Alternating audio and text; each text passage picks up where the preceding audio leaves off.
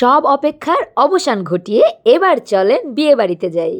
আপনারা বিয়ের ভিডিও দেখার জন্য অনেক দিন যাবত অপেক্ষা করছিলেন, প্রায় 2 মাস হয়ে গেছে।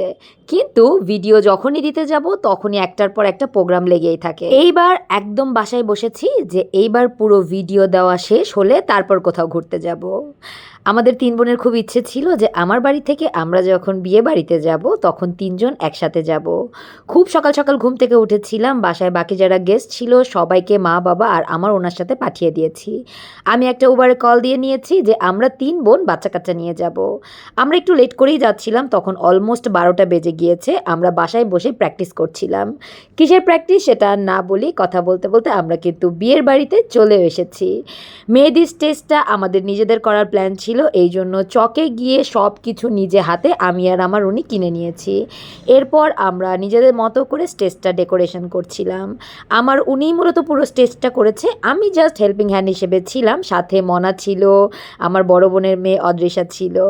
আসলে সবাই মিলে একসাথে কাজ করলে কাজগুলো অনেক বড় মনেই হয় না।